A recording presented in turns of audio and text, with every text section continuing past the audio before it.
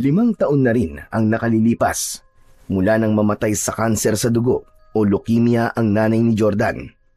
Mahirap sa kanya ang mawalan ng ina, lalo na't truck driver ang kanyang ama na si Donato, na ang uwian nito ay 2 beses lamang sa loob ng 1 linggo.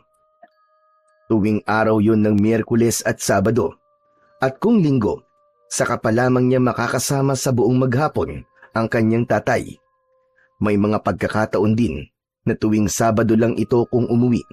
Kaya naman, sa murang edad ni Jordan na 11 taong gulang, ay natuto na siyang alagaan at asikasuhin ang kanyang sarili.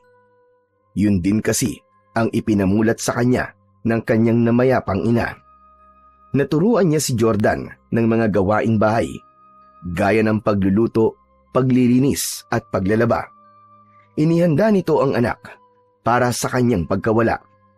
Kaya naman, kahit nag-iisa lang si Jordan sa buhay, mula nang mamatay ang ina at ang ama ay abala sa trabaho, kinakaya ng bata na mabuhay.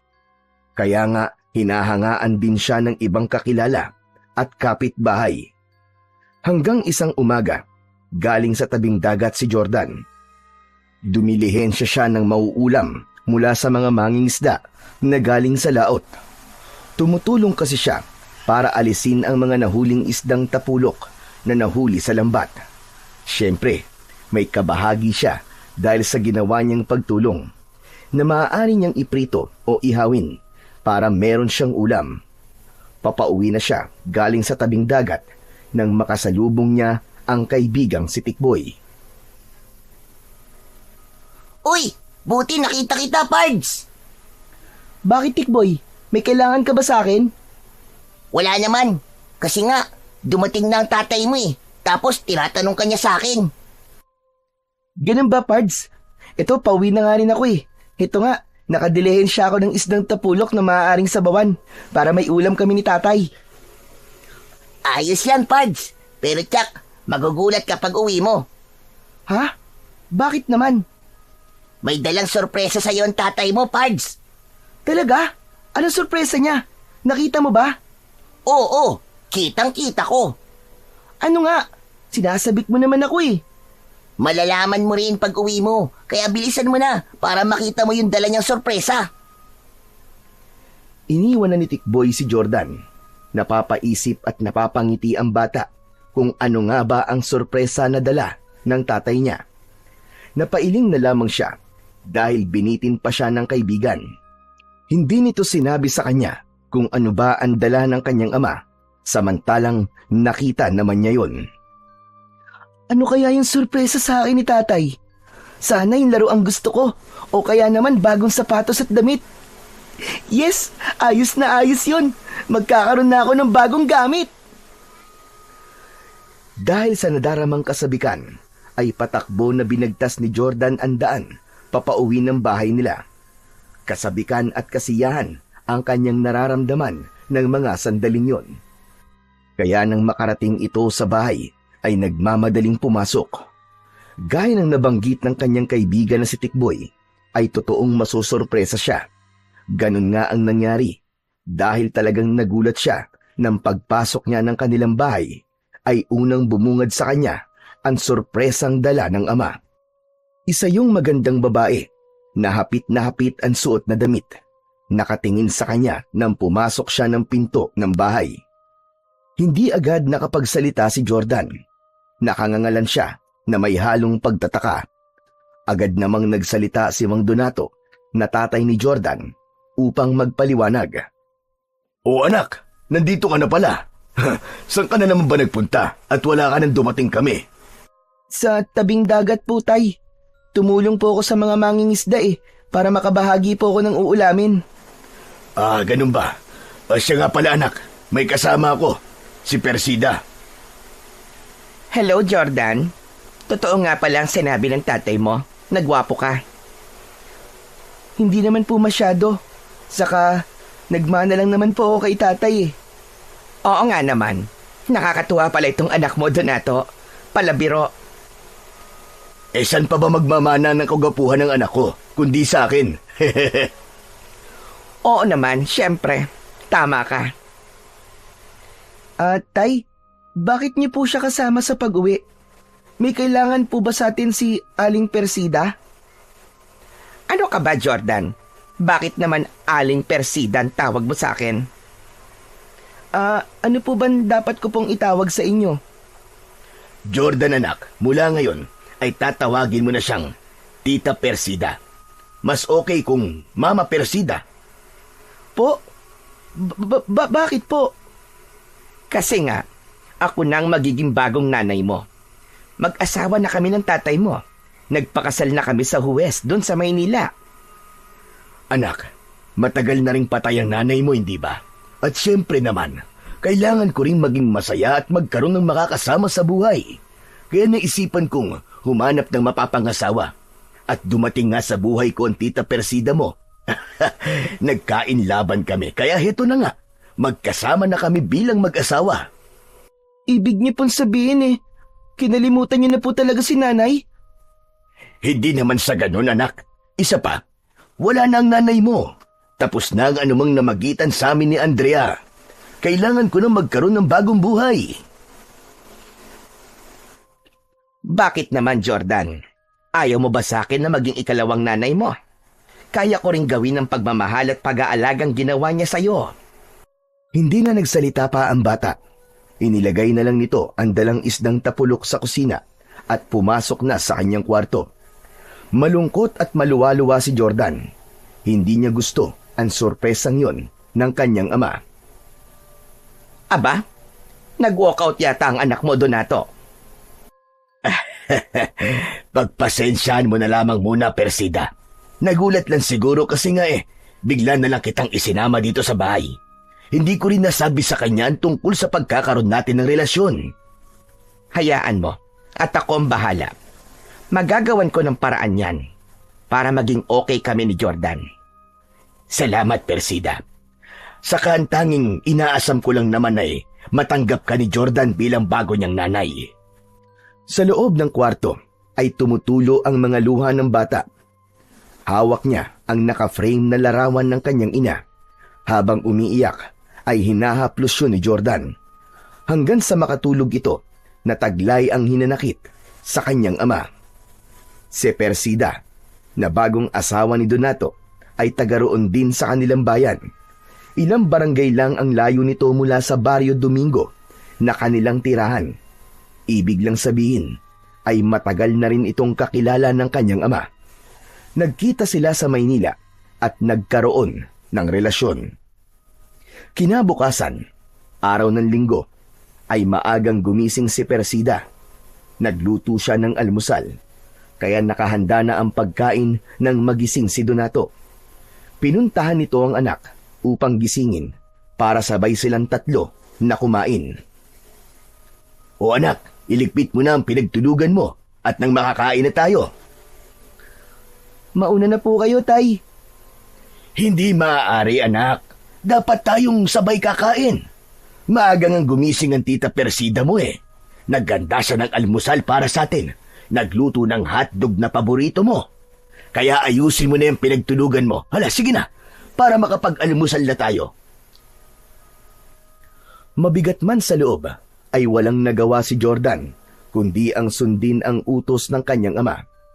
Ayaw man niyang makita ang bagong asawa ng ama, ay wala siyang magagawa. Kaya kailangan niyang magtiis dahil ayaw rin niyang sumama ang loob ng kanyang ama. Habang kumakain, ay walang imik si Jordan. Bagamat manaka-naka, ay kinakausap siya ng kanyang Tita Persida. Jordan, anong gusto mong ulam sa tanghalian? Kahit ano po. Wala akong alam na kahit na ano. Ano nga, Jordan? Anong gusto mo? Hindi naman mapili sa pagkain ng anak ko, Persida. Kaya ikaw na ang bahala kung anong gusto mong lutuin. O siya, sige. Mag-aadobo na lamang ako ng manok. At tsak magugustuhan niya yon. Tuloy lang sa kanyang pagkain ang bata.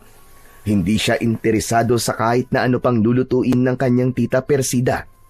Masakit pa rin sa loob niya na pinalitan na ng ama niya ang kanyang ina. Bilang bata, ay sadyang hindi yun madaling tanggapin. Dahil araw yun ng linggo, at pahinga ni Donato sa trabaho, kaya nasa loob lang ito ng bahay, kasama sa silid si Persida. Kaya mas pinili ng bata na mamalagi naman sa labas, kasama ang kaibigan si Tikboy. Biniro pa nga siya nito nang magkita sila. O ano, Pards? Kumusta yung sorpresa sa'yo ng tatay mo? Ayoko ng sorpresa niya sa akin, Pards. Hehe, ayaw mo sa bago mong nanay? Isa lang ang nanay ko, Pards. Si Nanay Andrea lang. Walang papalit sa kanya. Pero may bago ng asawa ang tatay mo eh. Kaya nanay mo na rin siya. Basta, ayoko sa kanya. Eh paano nga yan? Kung bagong asawa na siya ng tatay mo, ibig sabihin, siya na ang makakasama mo sa bahay niyo araw-araw. Siya na ang kapalit ng nanay mo. Napakunot ang noo ni Jordan sa sinabi ni Tikboy. Hindi niya naisip ang bagay na yon. Kung asawa na nga ito ng tatay niya, ibig sabihin, araw-araw niya na itong makikita. Dahil sa kanila na yon, titira. Oh, ano nangyari sa'yo, Pards? Ba't nawalan ka ng kibo dyan? Eh paano nga kung tama ka, Tikboy? Ibig sabihin pala, makakasama ko na lagi sa bahay yung bagong asawa ng tatay ko. Ang bagay na yon, ang lubos na ikinakabahala ni Jordan, ay siya nga palang mangyayari. Dahil kinabukasan, araw ng Lunes, ay maagang umalis ng bahay ang kanyang ama. Madilim pa nun at narinig niya na nag-uusap ang tatay niya at si Persida. Nagpapaalam ang tatay ni Jordan dahil kailangan ng bumalik sa trabaho. Hindi nito kasama ang bagong asawa, kaya ibig lang sabihin nun ay maiiwan ito sa kanilang bahay. Sapagkat maaga pa nang umalis ang tatay ni Jordan, ay nakatulog uli siya. Kaya lang, nagising siya sa kalabog at sipa sa kanyang paa. Nagulat pa siya sa ginawa ni Persida.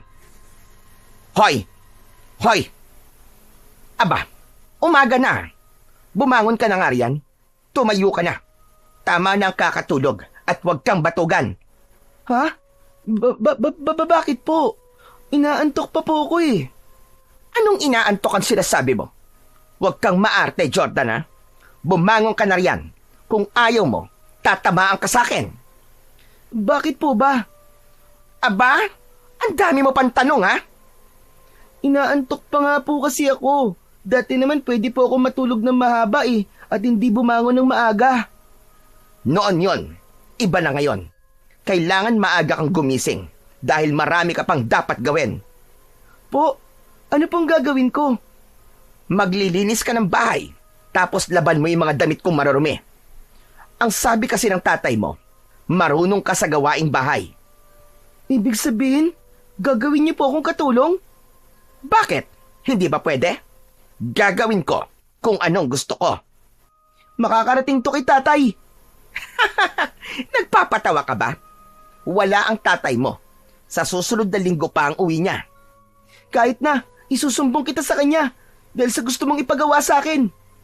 Eh di magsumbong ka sa lela mong panot. Gusto mo samahan pa kita eh. Saka para sa kaalaman mo, may permiso ng tatay mo yung ginagawa kong ito. Siya pa nga ang may sabi sa akin na maaari kitang utusan. Hindi ako naniniwala sa'yo. Hindi yung gagawin ni tatay. Bahala ka kung ayaw mo maniwala. Basta ako, gagawin ko lang yung sinabi niya sa akin na maaari kitang utusan. Kaya tumayo ka na riyan para masimulan mo na ang paglilinis itong bahay. Tapos mamaya maglalaba ka at ikaw rin ang magluluto ng pagkain natin. Eh kayo, anong gagawin niyo? Problema ko na yon. Wala kang pakialam. O ano? Tatanga ka na lang ba dyan? Baka samain ka na sa akin. Kinuha ni Persida sa kanyang paa ang tsinelas. O ano? May reklamo ka ba? O makakatikim ka ng palo nitong aking tsinelas? Nakita ni Jordan na hindi nagbibiro si Persida dahil ayaw din niyang mahataw ng tsinelas, kaya tumayo na lang ang bata para sundin ang utos ng kanyang madrasta. Mula sa araw na yon, ramdam ng bata na yun na ang simula ng kanyang kalbaryo. Magkakaroon na ng malaking pagbabago ang takbo ng kanyang buhay. Totoo ba sinasabi mo, Jordan? Ginawa kang katulong ng tita Persida mo? Oo, Tikboy, tama ka. Kaya nga hindi kagad ako makaalis ng bahay. Kasi, ang dami niyang ipinag-uutos sa akin.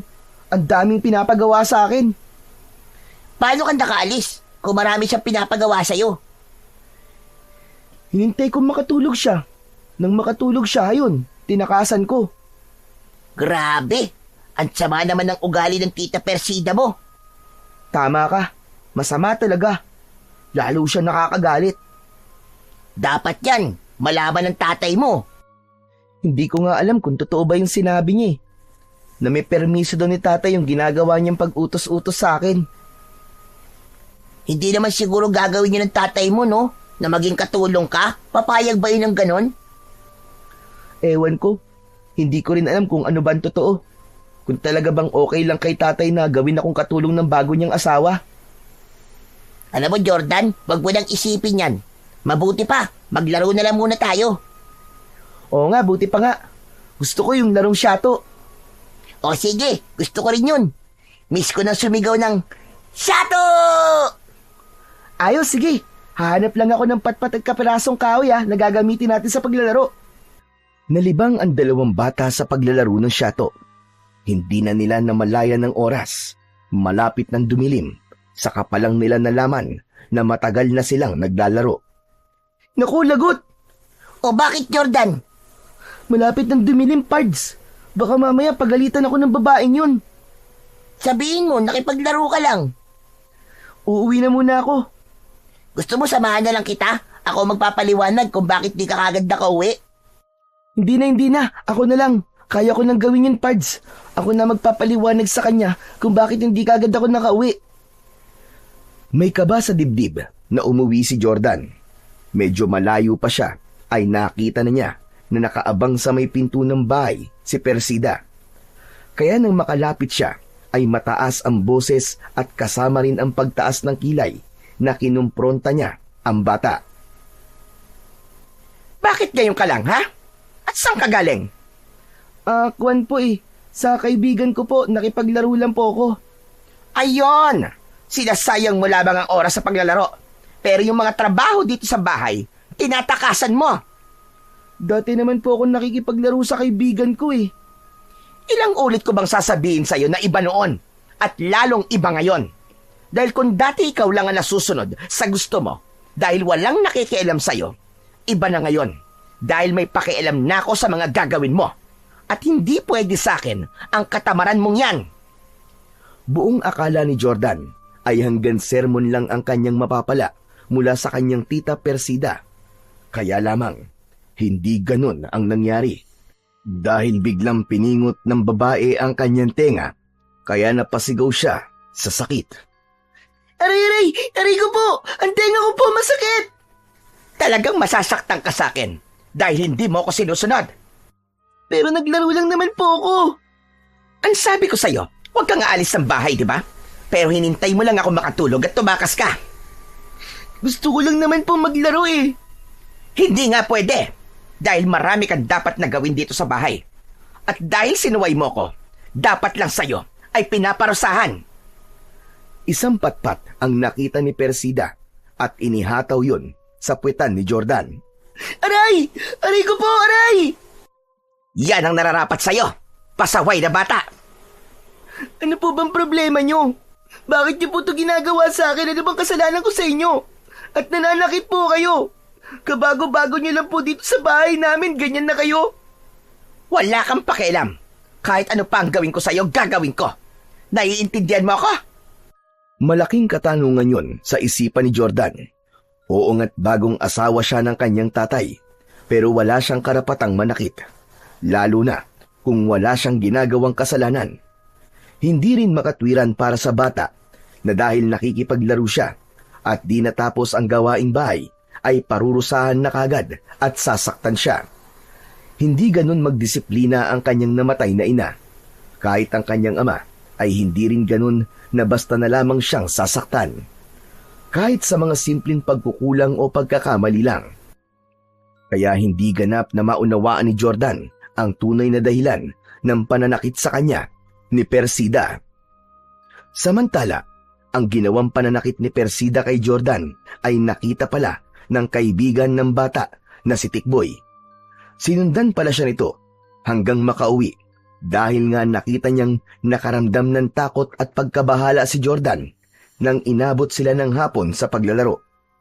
Lumapit si Tikboy kay Persida at nagpakita ng katapangan. Hoy, ikaw! Bakit mo sinasaktan ang kaibigan ko, ha?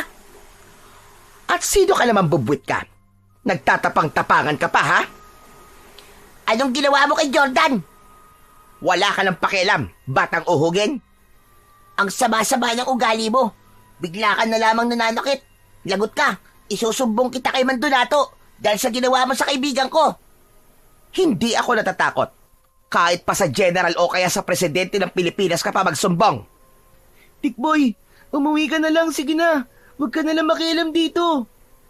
Sinaktan ka ng babae niyan na mukhang aswang. Sinong mukhang aswang, ha? Sino pa? Di ikaw. Mukha kang bruwang aswang. Aba, pasmado ang bibig ng batang ito, ha? Baka pati ikaw ay idamay ko sa galit ko. Sige, subukan mo.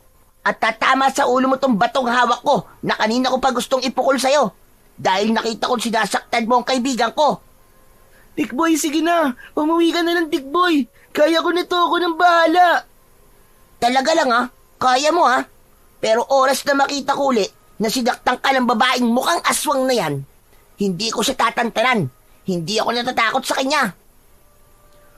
Dahil sa pakikialam ni Tikboy, tumigil na rin si Persida sa pananakit sa bata. Ayaw din niyang malaman ng ibang taga ron ang ginagawa niya kay Jordan. Pero para sa sarili niya, ay hindi siya titigil na saktan ng bata. Kung ano man ang dahilan, ay siya na lamang ang nakakaalam nun. Bagay na hindi pa kayang ipaalam ni Persida. Lumipas pa ang ilang mga araw. Umuwi ng bahay si Donato. May mga pasalubong ito kay Persida, mga groceries at ilang damit. Siyempre, hindi mawawala ang pasalubong niya para kay Jordan. Agad pumulupot na parang sawa at naglambing pa si Persida kay Donato. Ay, Donato, nandiyan ka na pala. Namiss kita na sobra. Ako rin naman, miss na miss kita, Persida. Talaga lang, ha? Kaya mamaya, humanda ka sa akin. Sarap-sarap. Ang bango-bango mo talaga. Ano ka ba? Nakikiliti naman ako sa'yo. Hindi ka makapaghintay eh.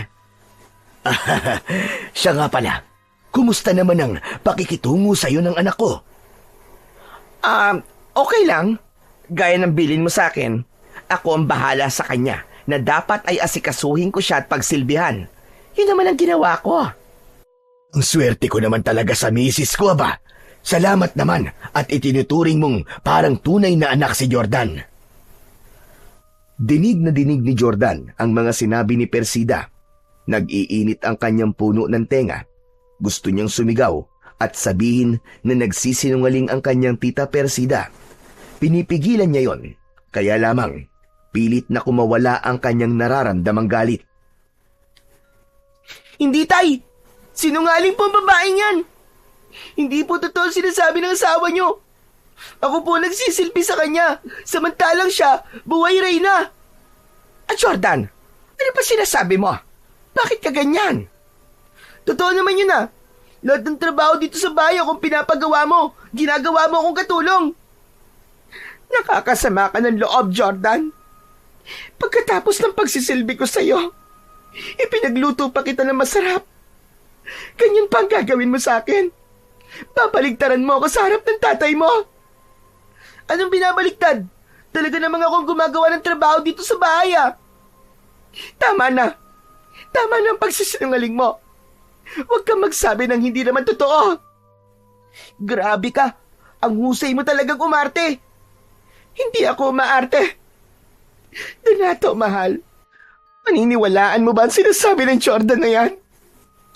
Ako nga sinasalbahin niya. Nagsama ka pa nga ng kalaro mo dito at gusto niyo akong pagtripan. Napakasinungaling mo talaga. Sinungaling ka. Tama na yan, Jordan. At pwede ba? Bigyan mo naman ng konting respeto ang tita Persida mo at huwag kang gumagawa ng kasinungalingan. Ako pa talaga ngayon ang sinungaling, tay. Totoo po lahat na sinasabi ko. Ginawa po akong katulong ng babaeng yan. Huwag mo sabihing paniniwalaan mo siya, Donato. Ang totoo, may galit sa akin ang anak mo. Ayaw niya sa akin. Ang gusto niya ay pasamain ako para magalit ka sa akin at paalisin mo ako rito sa pamamahay niyo. Kasi ayaw niyang nandito ako. Para sa kanya ay ako ang kontrabida. Panira ako ng kanyang diskarte. Tay, hindi po totoo ang sinasabi ng babaeng yan. Maniwala po kayo sa akin. Nakita mo na? Ako ba ang ginagawa niya sinungaling sa'yo? Yan siguro natutunan ng batang yan sa lagi niyang paglabas-labas at pakikipaglaro sa mga kaibigan niya. Kung ano-anong natututunang hindi maganda. Nagdrama at may konting iyak pa ang ginawa ni Persida bilang pagpapaawa na siya ang argabyado. Si Jordan ang masama at pasaway. Kaya siya ang dapat nakampihan ni Donato. Hayaan mo, mahal. Ako na ang bahalang makipag-usap kay Jordan. Ang gusto ko lang naman ay maging mabuti ang samahan naming dalawa. Isa pa, ibig kong matuto siya ng tama.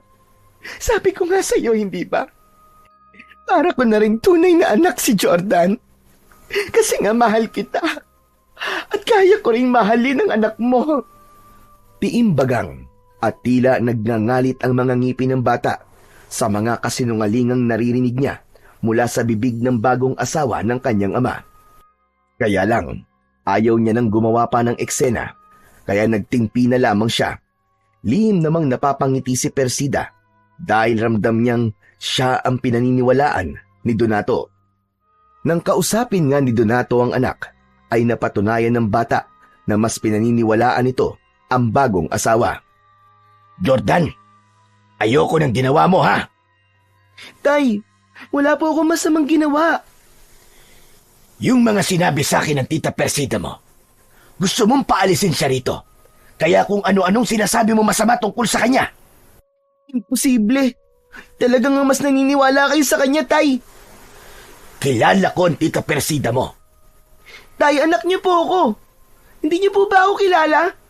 Kung sino po sa amin ang higit na nagsasabi ng totoo? Tama na, Jordan, tama na. Basta ang gusto ko, wag nang lumala ang problema. Sundin mo na lamang ang gusto ng tita Persida mo dahil alam niya ang mas tama. Saka sabi ko nga pangalawang nanay mo na siya at dapat igalang mo siya at sinusunod mo. Tumahimik na lamang si Jordan dahil kahit ano pang paliwanag ang gawin niya ay imposibleng paniwalaan pa siya. Kumbinsido na ang tatay niya na tama at totoo ang mga kadramahan ni Persida. Kaya naman, ikinalungkot ni Jordan ang bagay na yon dahil nga wala nang tiwala sa kanya ang kanyang ama. Marahil sadyang plano yon ni Persida na gagawin ang lahat, magkasira lamang sila ng kanyang ama. Nang sumunod na araw, ay kailangan bumalik muli ni Donato sa pagmamaneho ng truck, kaya ilang araw ulit itong mawawala. Ibig sabihin, sila ng kanyang tita Persida ang muling magkakasama. Alam na niya ang ugali ng kanyang madrasta at hindi niya na ito pagtitiwalaan. Ramdam ni Jordan na may ibang plano ang babaeng ito at pakiwari niya, hindi nito totoong mahal ang ama, kundi may ibang dahilan kung bakit siya nakisama. O paano ba yan? Wala na uli ang tatay mo. Kaya siguro naman, alam mo na ang dapat mong gawin. Ang sama nyo. Ang sama-sama nyo. Ha, ganun talaga. At wala kang pakialam. Saka narinig mo naman siguro yung mga sinabi ng tatay mo, di ba? Kung sino ang dapat mong sundin at paniwalaan. Sinabi lang yun ng tatay ko. Pero hindi ko yung gagawin. Dahil sinungaling ka. Sinungaling!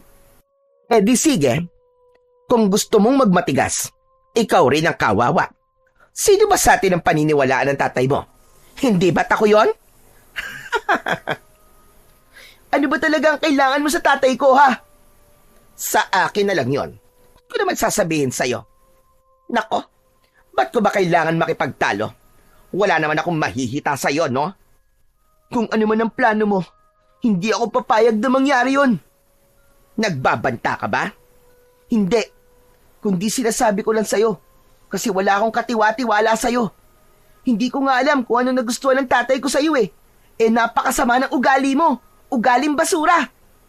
Sige, sabihin mo na kung anong gusto mong sabihin. Basta ako, wala akong pakialam sa'yo. Isa pa, wala kang magagawa sa ibig kong mangyari. Baka hindi mo kilala kung sino ang kaharap mo. Nagpipigil lang ako sa iyong bata ka. Pero ang totoo, gigil na ako sa iyo. Gustong gusto na kitang kainin ng buhay. Napaurong si Jordan sa matatalim na tingin ni Persida. Dumidilim din ang muka nito. Napalunok ang bata. Ramdam niyang may kakaiba nga sa pagkatao ng kanyang madrasta. Kaya para sa kanya ay maling-mali na pinakasalan nito ng kanyang ama. Dahil sa hindi magandang ipinapakita ni Persida kay Jordan, ay umiiwas na lang ito sa kanya. Mabigat man sa loob, ay sinusunod ang mga utos nito. Pinili ng bata na gawin yon dahil meron din siyang nais malaman tungkol sa tunay na motibo ni Persida sa kanyang tatay. Hindi ko pwedeng pabayaan si tatay. Alam kong may ibang gustong gawin ng babaeng pinakasalan niya. At yun ang dapat kong malaman. Pagkatapos gawin ni Jordan ang mga ipinag-utos sa kanya ni Persida, ay nagkunwari siyang napagod at nakaramdam ng antok. Hindi naman siya pinakialaman nang nagkunwari siyang natutulog. Pinakiramdaman niya na abala ang babae sa pag-aayos ng sarili. May kutob siya, naaalis ito at merong pupuntahan. Kaya mga ilang minuto pa ay naramdaman niyang lumabas na ito ng bahay. Agad siyang bumangon at sumilip sa bintana. Nang makita na medyo nakalayo na si Persida, ay agad siyang lumabas. Patago-tago niyang sinundan si Persida nang makita siya ni Tikboy na nakakubli sa isang poste. Uy, Pards! Ano bang ginagawa mo dyan? Kanino ka ba nakikipagdaro ng tagu-taguan? Halika rito! Huwag ka maingay, huwag ka dyan! At baka makita niya ako. Sino ba pinagtataguan mo? Nakulitan si Jordan sa kaibigan niya, kaya bigla niya itong hinaltak para magkubli rin sa may poste. Ang kulit mo rin talaga no? Sabi ko na nga huwag ka dyan dahil baka makita tayo. Sino ba kasing pinagtataguan mo? Siguro Tita Persida mo, no? Nakasalubong ko nga siya. Ang kapal ng makeup Tapos parang naligo ng pabango. Saan ba ang punta nun? Hindi ko nga alam Tara, samahan mo na lang ako at susundan natin siya. Saan nga? Hindi ko nga rin alam. Basta, sundan na lang natin siya. Pumayag naman si Tikboy na sundan nila si Persida. Doble ingat ang ginawa ng dalawa sa pagsunod nila sa babae. Kailangan hindi sila makita at malaman na may sumusunod sa kanya. Ayun, Pards. Tumambay sa may tindahan. Ano kayang gagawin niya doon? Nako, naloko na. May hinihintay pala siya. Hala, may lalaking lumapit sa kanya, Pards. Umakbay sa kanya yung lalaki, Teka lang, di ba asawa siya ng tatay mo? Bakit ganun? May iba pa siyang kalandian. Nakikipagkita pa siya sa ibang lalaki. Ano yun? Dala-dalawa ang asawa niya? Ewan ko, hindi ko alam. Nako, mukhang niloloko niya ang tatay mo, Pards. Ang sama naman ng babae na yan.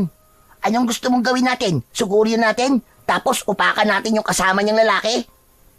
Ano ka ba? Sira ulo. Hindi pwede yun. Saka di mo ba nakikita? Ang laki nung katawan ng lalaki Baka isang suntok lang yan sa atin Bulagta na kagad tayo. Anong gagawin natin? Kailangan makalapit tayo sa kanila. Tapos sundan natin kung saan sila pupunta. At gusto ko ring malaman yung kanilang pinag-uusapan. Teka, parang hindi yata madali yun, Pards Mahihirapan tayong makalapit na hindi nila tayo makikita. Kung sa bagay, tama ka, Tikboy.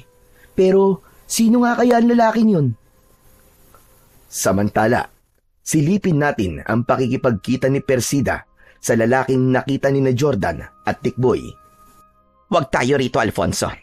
Doon tayo sa bandaron mag-usap.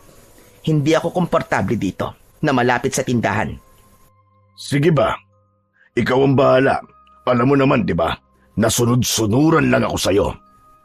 Teka nga, huwag ka nang hawak ng hawak sa akin. Ayaw mong hawakan kita. Miss na kita Alam mo na yun. Si Raulo, Baka nakakalimutan mo na taga rito ang asawa ko. Mamaya, may ibang makakita sa atin. Bakit? Asawa mo rin naman ako Basta, huwag tayo dito. Humanap ng ibang lugar sina Persida at Alfonso upang mag-usap ng sarilinan. May mga mahalagang bagay silang dapat pag-usapan. Anong balita sa plano mo, Persida? Kailan mo madidispatch ang lalaking yon? Kumikilos na ako, Alfonso. Konting panahon na lamang. Basta, tiyakin mo lang na sa lalong madaling panahon ay madidispatcha mo na siya. Oo, Alfonso. Sinabi ko na ngang ako ang bahala doon. Saka kailangan natin ang bahay niya. Doon tayo titira kapag nawala na siya. Yung anak naman niya, madali na nating magagawa niyo ng paraan. Ang mahalaga ngayon ay madispatcha na ang ama niya. Kaya habang atat na atat pa siya sa'yo, gawin mo na ang lahat. Oo, alam ko yon. Saka hindi ko rin nakakalimutan ang ginawa niya. Malaki ang kasalanan niya sa bunso kong kapatid. Dahil siya ang nakasagasa. Pagkatapos niyang sagasahan na iniwan niya na lang na basta. Kaya dapat niyang pagbayaran ang ginawa niya. Kaya nga, dapat mong bilisan ang mga kilos mo. Ang totoo nga napipiko na rin ako doon sa bata. Gusto ko nang ipakita sa kanya ang totoong ako. Ang aking pagiging aswang. Para tapusin na siya. Hindi pwede. Masisira ang mga plano natin kapag nadiskubre kagad ang tungkol sa tunay nating pagkatao. Tsak, kakalat agad yon at magugulo ang mga taga rito sa Barrio Domingo. Alam ko yon. At lalo tayong mahihirapang kumilos kapag maaga nilang nalaman ang katotohanan. Dapat maitago muna natin ang pagiging aswang. Mainam ang lugar na ito para sa pamayanang hanap natin. Kung saan magpaparami tayo at magiging baryo ng mga nilalang na may dugong aswang. Basta, Alfonso, isang bagay lang ang ipinapangako ko sa'yo. Hindi ako papalpak sa mga plano ko. Magtiwala ka lang sa akin. Dapat lang, dahil malaki ang inaasahan sa atin ng ating Panginoon. Ang Panginoon ng kailaliman, ang mundo ng kadiliman. Dahil walang nagawa sina Jordan at Tikboy na marinig ang pag-uusap ni Persida at Alfonso, kaya nauna nang umuwi ng bahay ang bata. Masama ang tingin sa kanya ni Jordan nang pumasok ito ng bahay. Bakit ganyan ka kumakatingin sa akin, Jordan? Ano bang problema mo? Wala. Pero mukhang kayo may problema. Ha! Wala akong problema. Ang saya ko nga Manluloko ka talaga. Ano ba sinasabi mo, ha? Akala mo yata hindi ko alam ang ginagawa mo Ha! Gumagawa ka na naman ng kung anong kwento na sasabihin mo sa tatay mo. Habang nagtatalo sina Persida at Jordan, ay biglang nagring ang cellphone ng babae. Sinagot niya yon. Nanlaki ang mga mata at nagulat si Persida sa natanggap niyang balita. Napatingin ito kay Jordan. Nakakunot naman ang noo ng bata na may pagtataka. Bago pa magtanong si Jordan, ay una nang nagsalita ang babae. Hindi na makakauwi pa ang tatay mo, Jordan. Bakit hindi na siya makakauwi? Wala na ang tatay mo. Ha? Ano pong wala na? Patay na si Donato. Na-aksidente ang minamaneho niyang truck. Bumanggayon at hindi nakaligtas ang tatay mo. Patay na siya. Hindi. Hindi po totoo yan. Hindi po totoo yan. Ano bang hindi totoo? Mismong boss niya ang tumawag sa akin. Tumakbo palabas ng bahay si Jordan. Umiiyak ang bata at hindi alam kung ano ang gagawin. Samantala, isang malaking ngiti ang sumilay sa labi ni Persida. Nangyari na nga ang kanyang pinakaaasam. Yun ay ang mawala si Donato. Katuparan yun ng kanyang plano. Mabisa ang gamot na ibinigay ko kay Donato. Siguro naging antukin siya dahil sa gamot at sinabi kong bitamina yon para lumakas siya at laging gising sa biyahe. Pero ang totoo, makakaramdam siya ng matinding pagkaantok. Marahil ay nakatulog siya habang nagmamaneho. Kaya ayon, na-aksidente. Tapos na ang una kong plano. Tiyak, matutuwa nito si Alfonso. Samantala, Dahil sa labis na sakit na nararamdaman ni Jordan, ay nagpunta siya sa isang lugar na madalas nilang puntahan ni Tikboy kapag gusto nilang magkwentuhan at pag-usapan ang kanilang mga pangarap. Doon niya ibinuhos ang kanyang sama ng loob, ang kanyang kalungkutan sa pagkawala ng kanyang ama. Alam niyang hindi biro ang sinabi ng kanyang tita Persida. Gusto ni Jordan na sumigaw ng mga sandaling yon dahil sa sakit na kanyang nararamdaman. Walang tigil ang pag-agos ng luha ni Jordan, kaya hindi niya naramdaman ang paglapit ng kaibigan si Tikboy. Nagtaka ito dahil nun lang niya nakita na umiyak ng ganun katindi si Jordan. Sa pamamagitan ng paputol-putol na kwento habang umiiyak, ay nalaman ng bata ang dahilan ng kalungkutan ng kanyang matalik na kaibigan. Pambihira naman, Pards, oh. Nakakalungkot naman yan. Pards, nakikiramay ako. Wala na pala ang tatay mo. Namatay si Itay na hindi man lang niya nalaman ang totoo. Siguro, kung hindi nag-asawa uli ang tatay mo, hindi yun mangyayari sa kanya. Bakit mo naman nasabi yun, Tikboy? Pakiramdam ko kasi, yung babaeng inuwi niya sa inyo, yun ang malas eh. Siya ang dahilan ng mga hindi magandang nangyayari sa buhay nyo, lalo na yung pagkawala ng tatay mo. Hindi na lang umimik si Jordan, pero yun din ang nararamdaman niya. Malas sa kanila si Persida at ito ang dahilan ng kanilang kamalasan. Inuwi sa kanilang bahay ang labi ng ama ni Jordan. Halos hindi makausap ang bata habang nakaburol ang ama. Samantalang si Persida ay todo acting naman, pilit na ipinapakita sa mga tao ang kanyang paghihinagpis at kalungkutan. Kitang-kita ng bata kung anong klase ng kadramahan at pagkukunwari ang ginawa ng kanyang tita Persida. Sa tulong ng mga kapitbahay at ng barangay, ay nailibing ng maayos ang ama ni Jordan. Unang gabi yun, sa bahay ni Jordan, na wala na ang kanyang ama. Hindi niya inaasahan na sa pagkakataon ding yun, ay pupunta ang lalaking nakita nila ni Tikboy. Anong kailangan mo? Bakit ka nandito? Makikipaglamay sana ako. Kaya lang, nailibing na nga pala ang tatay mo. Kilala kita. Ikaw yung nakita namin nakasama ni Persida.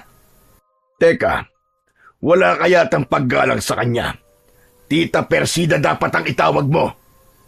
Hindi siya karapat-dapat sa anumang paggalang. Dahil masama siya. Manluloko siya. Niloko niya ang tatay ko. May alam ka na pala. Lumapit sa kanila si Persida. Mukhang inaasahan na ang pagdating na yon ni Alfonso. Halika, pumasok ka dito sa loob. Hindi siya pwedeng pumasok sa loob ng bahay. Alam kong may relasyon kayong dalawa. Ano naman ngayon? Baka nakakalimutan mo na naging asawa ko ng tatay mo at may karapatan na rin ako sa bahay na ito. Wala kang karapatan. Kundi ako lang. Kasi niloko mo ang tatay ko. Nako, tumigil ka na nga sa sinasabi mong bata ka at baka samain ka lang sa akin. Hindi ako natatakot sa'yo. Masasama kayo. Nagkampiyan kayo para mawala ang tatay ko. Aba, pagbibintang yan, bata. Saka aksidente ang pagkamatay ng tatay mo. Kaya wala kaming kinalaman dun. Hindi ako naniniwala. Alam kong kayo ang dahilan kung bakit siya namatay. Kayo ang dahilan. Kayo ang may kasalanan. Malapit na ako mapikon sa batang ito, Persida. Papatulang ko na ito. Sige, saktan mo ako. Akala mo yata natatakot ako sa'yo eh. Aba, palaban ka. Tapang-tapangan ng uhuging bata na ito. Baka sampulan na kita't makita mo. Pabayaan mo na siya, Alfonso. Sadyang mainit lang ang ulo niya dahil kamamatay lang ng tatay niya. Palampasin mo na lang. Halika, doon tayo sa kwarto. At marami tayong pag-uusapan. Saka, gusto ko namang maging masaya ngayong gabi. Buong pagtitimpi ang ginawa ni Jordan. Gusto nang umalpas ang galit sa kanyang dibdib, pero alam niyang wala ring mangyayari. Wala siyang kakampi, pero isang bagay ang hindi nawawala sa isip niya. May araw din ang mga ito. Makakaganti din siya. Malakas ang kutob niyang malaki ang kinalaman ng dalawang ito sa naging kamatayan ng kanyang itay. Dahil sa pagod at sama ng loob, ay nakatulog si Jordan. Yun ang pagkakataong hinihintay ni na Persida para sa kanilang balak. Yun ay ang idispatcha na rin ang bata. Kaya habang mahimbing na natutulog si Jordan, ay itinali ito ni Alfonso. May ipinaamoy din si Persida upang lalong maging mahimbing ang tulog nito. Nang matiyak nilang hindi na magigising si Jordan, ay inilagay yun ni Alfonso sa isang malaking sako. Ang gusto ko'y dalhin mo siya sa gubat, sa kakahuyan, at dun mo siya patayin. Sige, sinabi mo eh. Magiging sagabal pa yan sa mga plano natin. Saka para maging malaya na tayong tumira sa bahay na ito. Atin na ito, Alfonso. Masisimulan na rin natin ng iba pa nating gagawin sa baryong ito. Sige na, kailangan ko nang umalis habang madilim pa. Mamaya lang mag-uumaga na. Mas mahihirapan akong dalhin ito sa gubat kapag maliwanag na. Dahil maraming makakakita sa akin. O siya, sige. Basta tiyakin mo lamang na hindi na makakabalik pa yang si Jordan dito. Kaya ikaw na ang bahala sa kanya. Oo, alam ko na ang gagawin ko sa kanya. Binuhat na ni Alfonso si Jordan upang dalhin ito sa gubat at dun ito tapusin. Kailangang bago mag-umaga ay tapos na niya ang kanyang trabaho. Nang makarating ito sa gubat ay nagsisimula ng lumiwanag.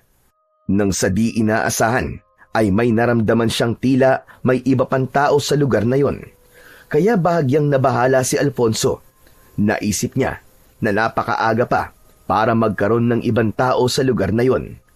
Naisip din niya na posibleng sa gubat nagpalipas ng magdamag ang mga taong naririnig niya. Bigla niyang naisip kung paano niya papatayin si Jordan. Tsak na makikita ang sako na kinalalagyan ng bata. Nakarinig siya ng agos ng tubig. May malapit na ilog sa lugar na yon. Kaya naisip niyang sa ilog na lang niya ihuhulog si Jordan na nasa loob ng sako.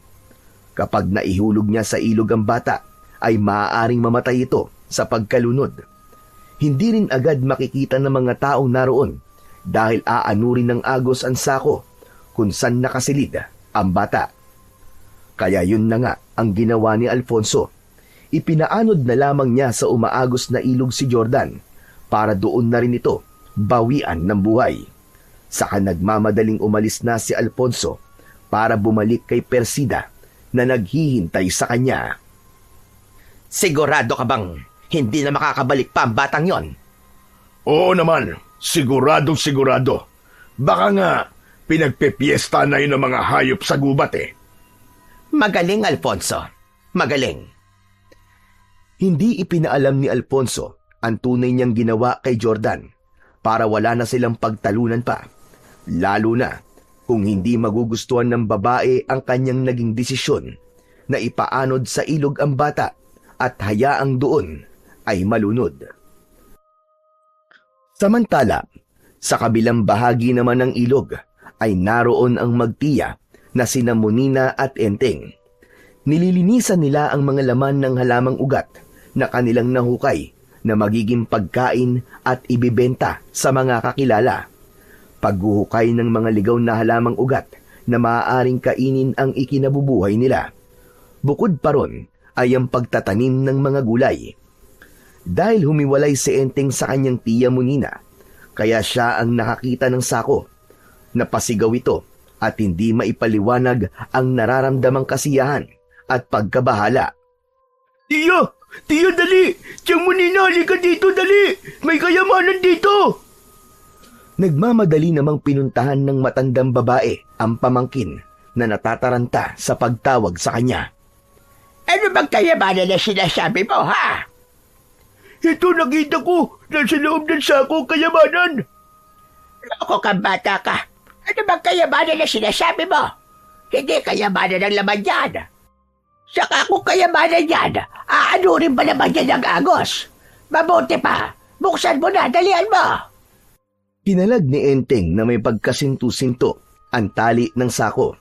Ganun na lamang ang gulat nila nang makita na isang bata ang laman nun. Diyos ka pa, babagin langit.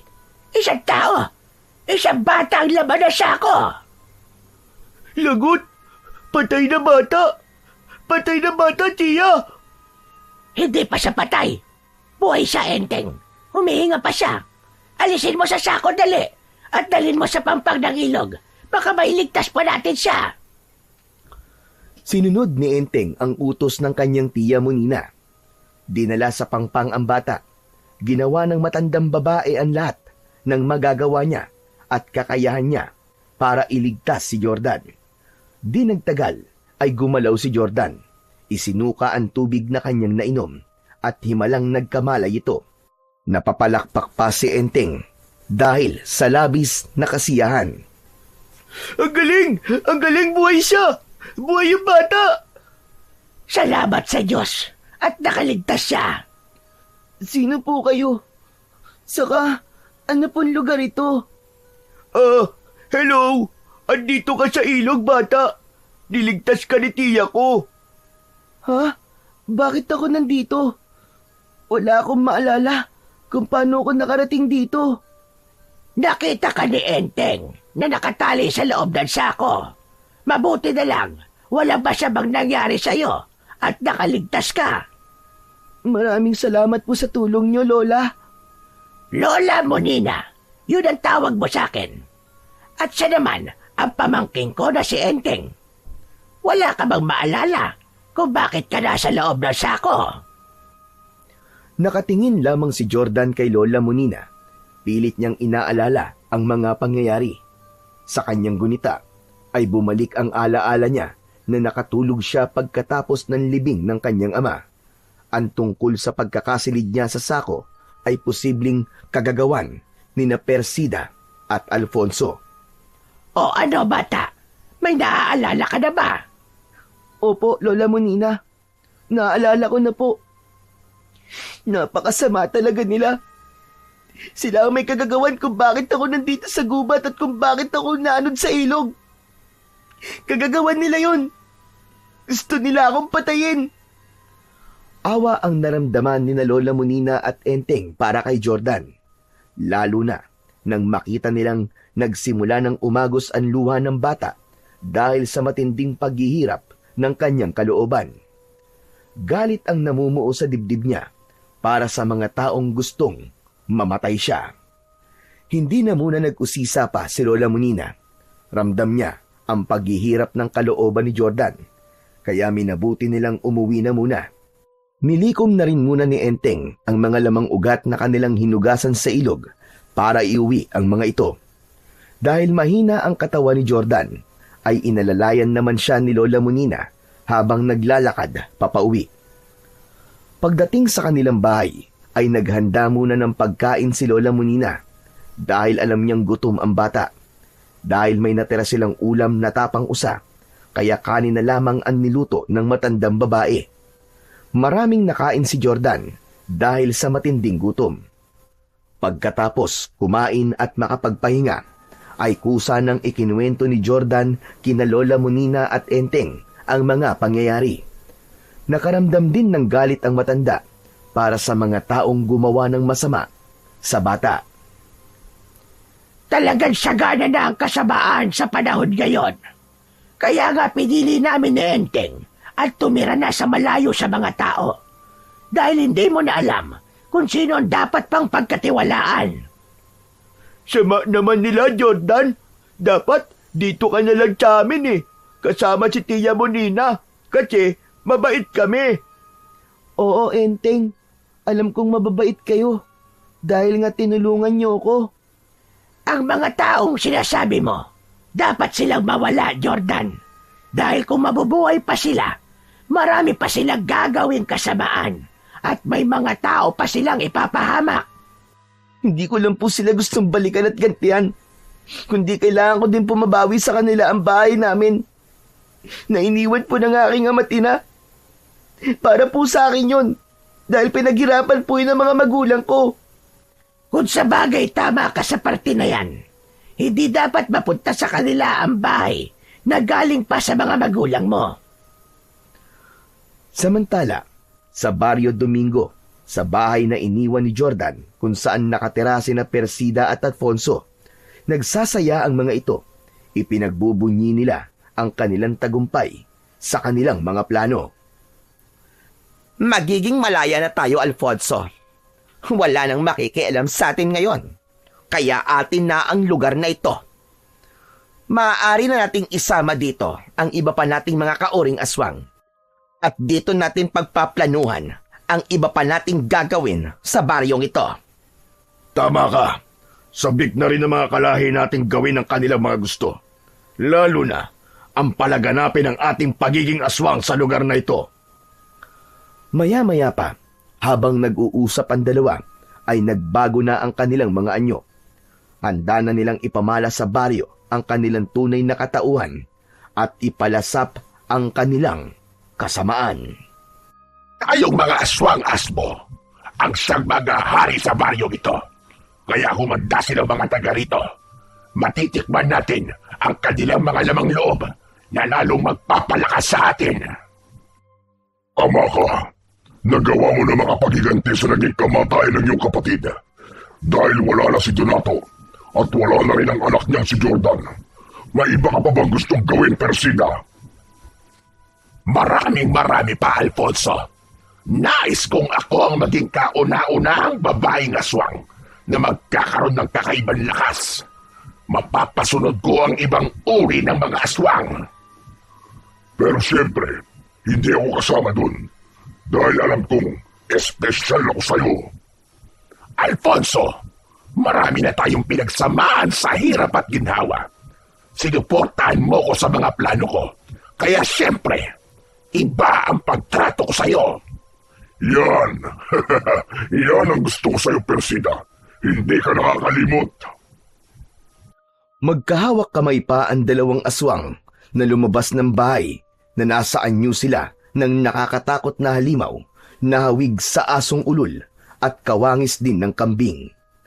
Tinaak nila ang kadiliman para sa kanilang paggasik ng lagim sa gabing yon. Guguluhin nila ang Baryo Domingo. Ipaparamdam nila sa mga taga roon ang kanilang lakas. Dahil isa ang baryo na yon sa kanilang plano upang sakupin at pagharian. Palalaganapin nila ang lahing aswang upang ipakita sa Panginoon ng kadiliman ang kanilang kakaibang lakas. Sa gubat kung saan naman kinukupkop ng magtiyahing Monina at Enteng si Jordan, awa ang nararamdaman nila para sa bata. Sa kabila ng murang isipan nito, ay hindi pala madali ang pinagdaanan nito. Nasaan si Jordan, Enteng? Tulog na po siya, Tia Monina. Kawawa naman pala si Jordan. Tatay na lang ang kasama, tapos ay namatay pa. Oo nga sabi niya, kasalanan nung bagong asawa. Kung totoo man yun, Enteng, talagang napakasama ng babaeng yun. Kaya nga dapat lang nating tulungan si Jordan. Tutulungan natin siya? Tama ka. Kailangan yun ni Jordan ngayon. Dapat magbayad ang mga taong gumawa sa kanya ng masama. Minsan nang naranasan ni Lola Monina ang apihin at gawan ng masama ng mga taong kanyang pinagkatiwalaan. Biktima ng kalupitan at pagiging abusado ng mga tao ang magtiya. Kaya nga, pinili na lang nilang manirahan sa gubat kung saan ay magkakaroon sila ng katahimikan. Kaya masakit para sa kanila ang mga ikinuwento ni Jordan dahil bumalik sa kanilang alaala ang minsan na nilang pinagdaanan. Napuno ng hinagpis at takot ang Baryo Domingo dahil sa ginawang kaguluhan ni na Persida at Alfonso. Kasama nila sa kanilang ginawang paggasik ng lagim ang kanilang mga kauri at kapanalig na aswang. Agad nilang nakontak ang mga ito nang magkaroon na sila ng pagkakataon para simulan ang gagawing panggugulo sa baryo na kanilang napili. Hindi inaasahan ng mga namumuno sa baryo ang naging pag-atake ng mga kampon ng kadiliman. Hindi sila nakahanda, kaya marami sa mga residente doon ang nasugatan ng aswang. May mga namatay at nagkaroon ng problema sa isipan dahil sa trauma at matinding takot na pinagdaanan. Tagumpay! Tagumpay ang ating misyon, Alfonso. Labis nilang kinatakutan ang ginawa nating pagsalakay, Persida. Ang mga taong nasugatan ng ating mga kasama, hindi magtatagal. Sila man ay maaaring mahawa ng ating pagiging aswang. Kaya sa mga susunod na pagbilog ng buwan, mas magiging marami ang makakasama natin para mas mapalaganap ang takot at kasamaan dito sa baryong ito. Walang-wala nang makakapigil sa atin, Persida. Tuloy-tuloy ang ating tagumpay. Kaya ipagpapatuloy natin ang pagsasaya, Alfonso. Ilabas mo na ang ating masarap na pagsasaluhan, mga laman loob ng taong ating naging biktima. Walang pagsidlan ng kasiyahan ng dalawa sa iniisip nilang pagtatagumpay. Para sa kanila, ang mga nangyayari na pumapabor sa kanila ay simula na upang ganap na nilang mapagharian ang baryong kinaroroonan nila. Hindi naman naging lingid kay Lola Monina ang mga nangyayari sa Baryo Domingo kung saan nanggaling si Jordan. Ipinaalam niya sa bata ang hindi magandang balita. Kung ganun po pala, Lola Monina, pinamumugaran na po ng mga kampo ng kadiliman ng aming baryo. Ganun na nga, Jordan. Nababalot na ng takot ang baryong pinanggalingan mo. Dahil yun sa mga aswang. Si Aling Persida at Mang Alfonso, alam kong sila ang may pakana ng lahat. Sila ang mga aswang. Hindi ba't sila rin ang nais mong balikan para paghigantihan? Opo, Lola Monina. Kailangan po sila mapigilan sa kanilang kasamaan, kundi kaawa-awa naman po ang baryo. Mamamatay po ang mga nakatira doon. At baka ganap na pong makuha ng mga masasamang nilalang ang baryong yon. Nakapangako na ako sa'yo, Jordan. Tutulungan kita. Paano po, Lola Monina? Haharapin mo ang mga nilalang na nagpapakalat ng kasamaan sa inyong baryo. Pero Lola Monina, hindi ko po kayang gawin yun eh. Isa lang po akong bata. Wala rin po akong taglay na lakas. Huwag kang mag-alala. Sa bagay na yan ay matutulungan kita, Jordan. Basta't magtiwala ka lamang sa akin. Nakatitig lamang si Jordan sa matandang babae. Pilit na binabasa niya ang reaksyon ng mukha nito. Seryoso ito sa mga sinasabi at nais niyang magtiwala sa pangako ni Lola Monina. Kinabukasan ay nakita ni Jordan ang mga bote na may lamang likido at may kasama pang iba't ibang uri ng dahon ang nakapatong sa ibabaw ng isang maliit na lamesa. Kasama ni Lola Monina ang pamangking si Enteng. Jordan! Jordan! Halika dito, dali! Lapit ka! Lumapit ang bata sa kinaroroonan ng magtiya. Pinaupo ni Lola Monina si Jordan sa tabi ni Enteng. Gaya ng sinabi ko sa'yo, Jordan, handa kitang tulungan para tapusin ang ginagawang kaguluhan ng mga taong sinasabi mong mga aswang. Nakatingin lamang ang bata kay Lola Monina. Nais niyang pakinggan ang lahat ng sasabihin nito. Ang mga bote na may lamang halamang gamot, yan ang makakatulong sa'yo para magawa mong labanan ang mga kampon ng kadiliman.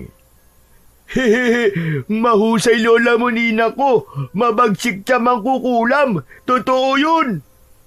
Napaangat ang mukha ni Jordan sa sinabi ni Enteng. Hindi makapaniwala sa sinabi ng pamangkin ng matanda. Ano po? Mangkukulam po kayo, Lola Monina? Ama ka, pero hindi gaya ng iniisip mo mangkukulam, Jordan. Hindi ko ginagawa ang pangkukulam para parusahan ang isang taong walang kasalanan. Mga taong may maiitim na budhi, mga taong mapanlamang sa kapwa, at hindi nabubuhay ng patas ang taong pinatitikim ko ng aking galit. Dahil karapat-dapat lamang silang parusahan at paghigantihan. Pero, Lola Monina, paano po ako makakaganti at mapapatigil po ang kasamaan ni na Aling Persida? Isa sa mga boteng nakikita mo ay may lamang likido at nagtataglay ng mutya mula sa buto ng mansanas. Ano po? Mutya po galing sa buto ng mansanas? Tama ka ng pagkakarinig, Jordan. Buto ng mansanas. Ang bawat lagok mo sa likidong nasa loob ng bote ay magbibigay sa'yo ng pambihirang katangian. Habang may bisa sa katawan mo, ang likido na pinagbabaran sa mutya mula sa buto ng mansanas, anumang sugat sanhi ng kahit na anong sandata ay kusang maghihilom.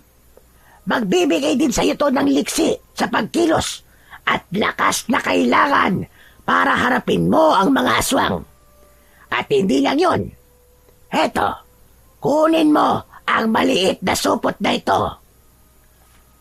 Lola Monina, ano naman po ang laman nito? Buto ng mansanas. Pambihirang buto ng mansanas.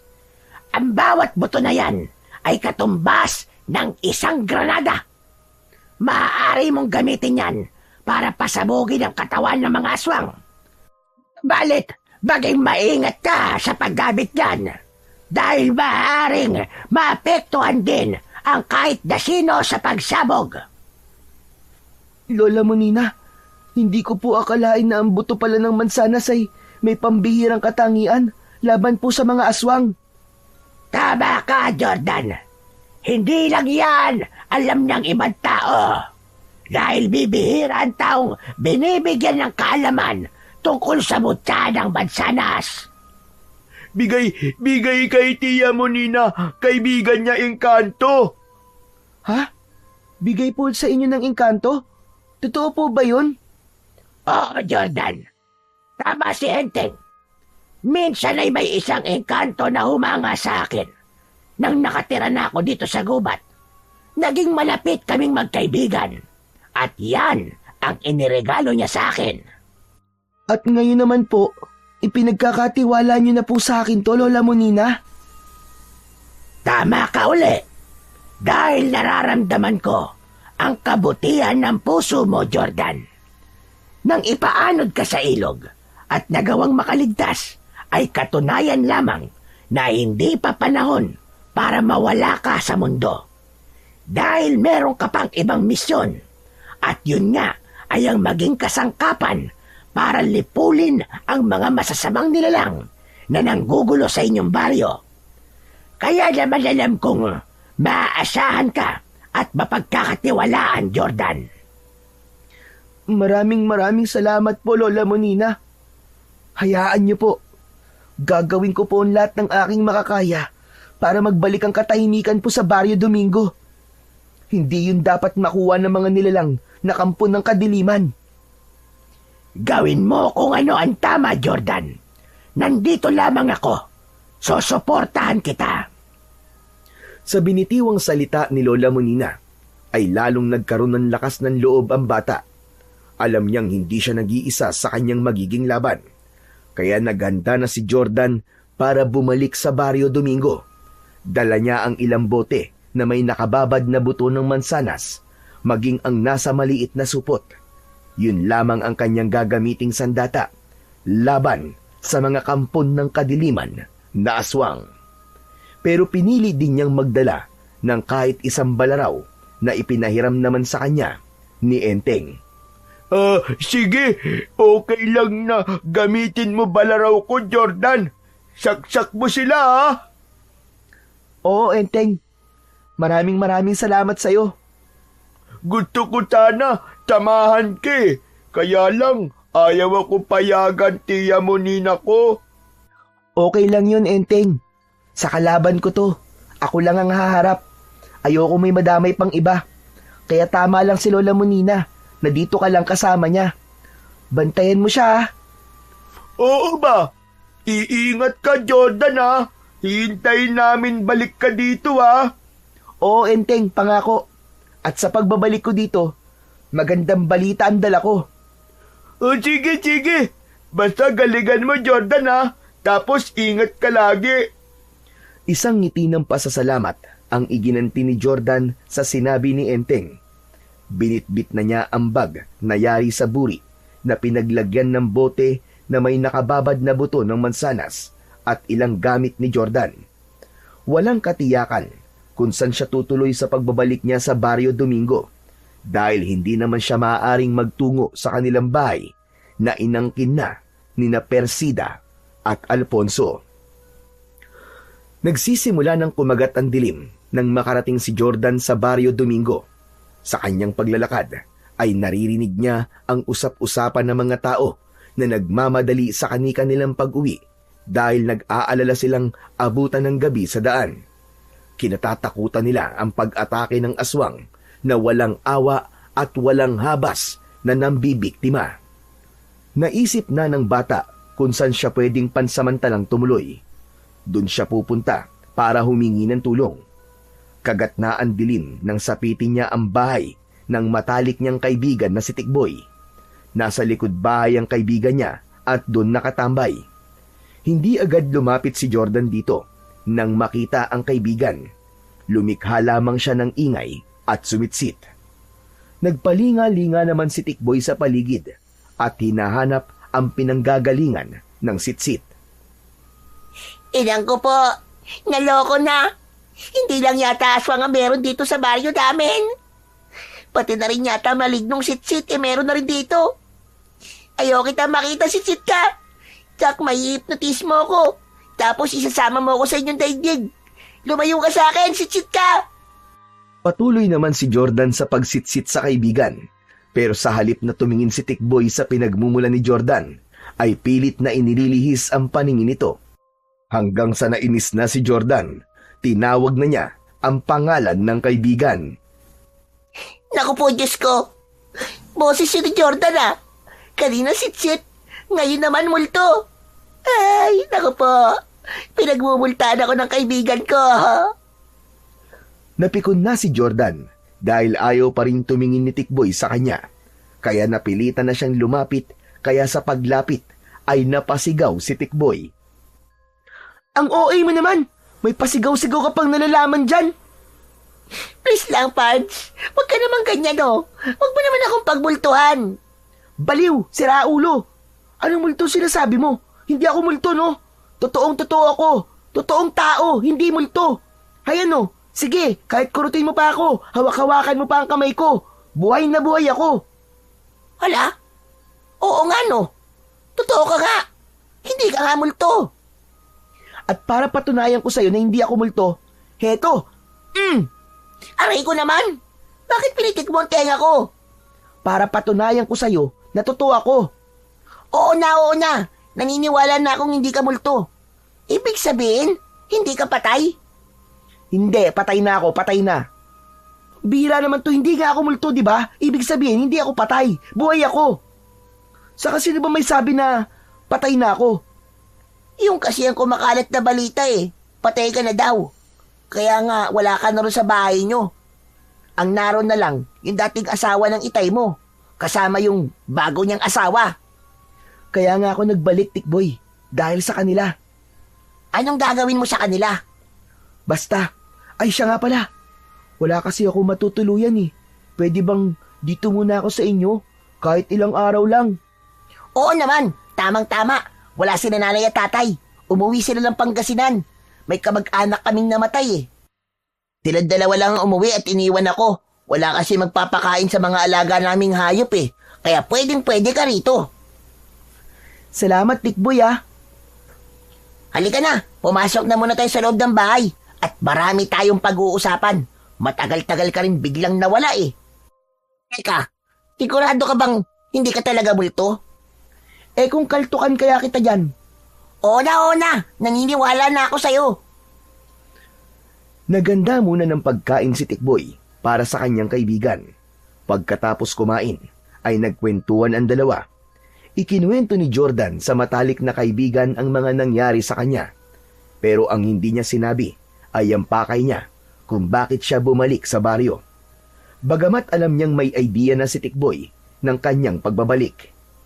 Hating gabi at mahimbing nang natutulog si Tikboy. Subalit gising na gising pa rin ang diwa ni Jordan. Unang gabi niya yon para simulan ang kanyang pakay sa Barrio Domingo. Babalik siya sa kanilang bahay para harapin ang mga taong gumawa sa kanya ng masama. Sinilip niya ang kaibigan at baka gising pa yon.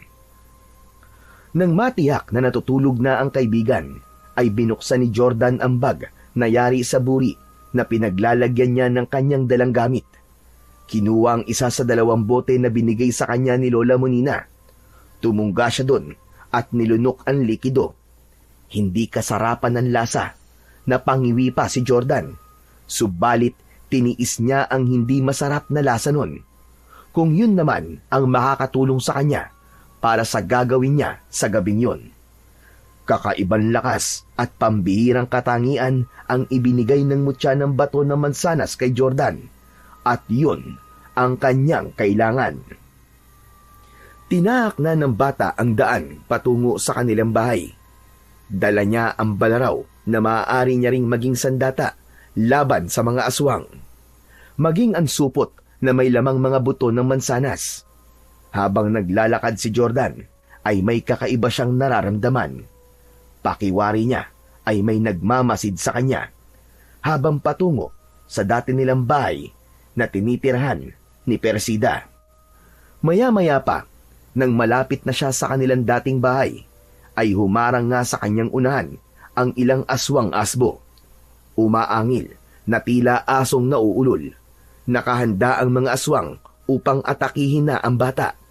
Mahigpit niyang hinawakan ang kanyang balaraw. Hindi sanay sa pakikipaglaban si Jordan, kaya naroon ng kaba at pagkabahala sa kanya. Kasabay ng pag-atungal ng mga aswang ay ang pagdaluhong nila kay Jordan. Nakabuka ang malaking bibig na may matatalas na mga pangil at nakabukas naman ang mga matutulis na kuko na pangkalmot sa kanilang magiging biktima. Nataranta si Jordan sa biglang pag-atake ng mga aswang asbo sa kanya. Kaya't gamit ang balaraw ay nagawa niyang sugatan ang aswang na umatake sa kanya. Subalit, mas naging mabilis ang magkakasunod na pag-atake ng aswang na ang bawat kalmot ay nag-iiwan ng sugat kay Jordan. Kaya naman, nasugatan ang muka at katawan nito. Bumuka ang sugat at dumaloy ang masaganang dugo mula roon. Lalong nakaramdam ng takot ang bata, subalit pilit niyang pinalakas ang kanyang loob. Sinabayan niya ang pag-atake ng mga aswang. Ibinaon niya ang hawak na balaraw sa katawan ng aswang na dumaluhong sa kanya. Halos hindi na makita ang talim ng balaraw dahil sa pagkakabaon sa katawan ng aswang. Saglit pa ay bumulag tayon sa lupa.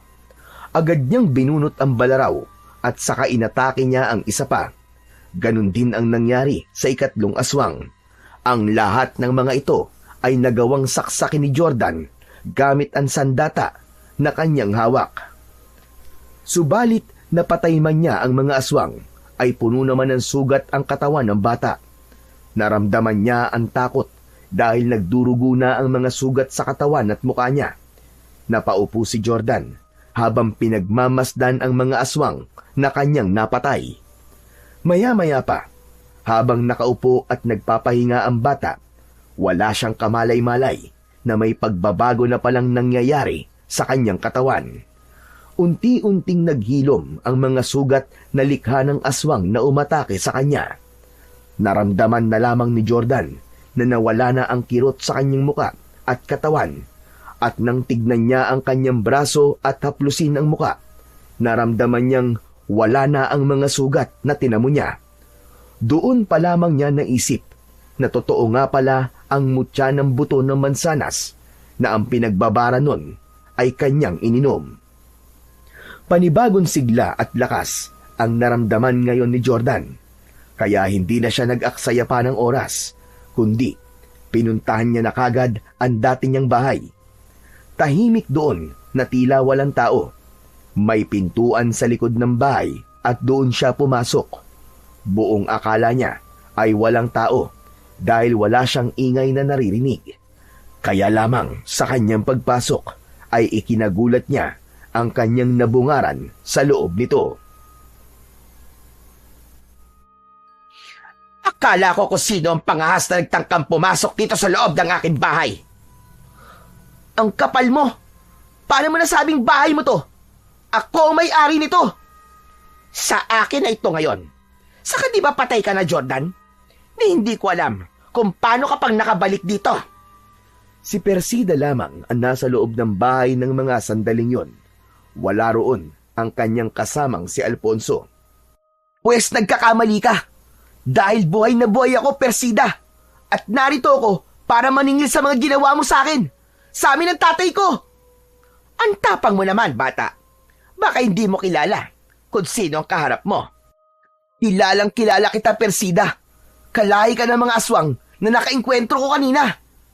Nakainkwentro mo? Ang mga alagad ko? Ha! Alaga mo pala sila at wala silang binatbat. Anong ibig mo sabihin? Bakit nakakagulat ba ang sinabi ko? Gumagawa ka lamang ng kwento. Akala mo yata'y mapapaniwala mo ko dahil isa ka lamang pangkaraniwang bata. Alam ko yon. Kung pangkaraniwan lang ako, sa tingin mo ba ay makakabalik ako rito? Matapos mong ipag-utos sa lalaking kasama mo, natapusin ako? Hindi pa rin ako naniniwala sa'yo. Ngayon masusubukan ko kung hanggang saan ang yabang at kakayahan mo, bata. Akala mo yata ay natatakot ako sa'yo. Biglang nagbago ang anyo ni Persida. Naging mabangis na aswang na handang harapin si Jordan. Subalit bago pa umatake si Persida sa anyo ng aswang, mula sa kung saan, ay biglang humarang naman ang isa pang halimaw. Yun ay walang iba kundi si Alfonso, na nasa anyo na rin ng aswang at galing ito sa labas ng bahay. Ako nang bahala sa kanya, Persida. Sagot ko na siya. Dapat lang, dahil may ginawa kang isang malaking kapalpakan. Umatungal muna si Alfonso bago pa nito sugurin si Jordan. Subalit naalala ni Jordan na may ibinigay nga palang mga kakaibang buto ng mansanas sa kanya, si Lola Monina. Kinuha niya ang ilang piraso nun at agad na ibinato kay Alfonso. Nagwala ang aswang na si Alfonso nang tamaan ng buto ng mansanas. Umusok din ang bahagi ng katawan na tinamaan ng buto na ipinukol ni Jordan, kaya maging si Persida ay nataranta na rin. Anong ginawa mo kay Alfonso? Anong klase ng armas ang meron ka? Wala ka na ron. Sige, subukan mo lumapit sa akin at matutulad ka rin sa kanya. Sige, lumapit ka. Sinusubukan mo talaga ako. Hindi nagpatakot si Persida. Inatake nito si Jordan habang si Alfonso ay iniinda pa rin ang sugat sa katawan. Tila naaagnas ang bahagi ng katawan na tinamaan ng buto ng mansanas. Pagkatapos makakuha ng isa pang buto mula sa dalang supot si Jordan, ay agad yung ibinato kay Persida. Pumalaw ang babaeng aswang sa tindi ng sakit na kanyang nararamdaman. Parang asido ang epekto nun kapag dumikit sa kanilang katawan. O ano? Gusto niyo pa? Ano? Tutuluyan ko na kayong mga halimaw kayo! Nataranta ang magpartner na aswang nang muling inihanda ni Jordan ang buto ng mansanas na ipupukol sa dalawa. Napaurong ang mga ito. Kaya mas mainam kung aalis na lang kayo dito. Iwan niyo na ang bahay namin ng tatay ko. Kundi, titiyakin kong matutunaw kayong dalawa. Sa narinig na yon ng dalawang aswang, ay napaurong ang mga ito. Dahil alam nilang hindi nagbibiro ang bata. Kasunod nun, ay ang biglang pagtilaok ng manok. Delikadong maabutan sila na nasaan yung aswang kapag nagsimula ng sumikat ang araw. Natakot ang dalawang aswang kaya magkasamang lumayo. Subalit nag-iwan ng pagbabanta kay Jordan. Hindi pa kami tapos sa'yo, uhuging bata.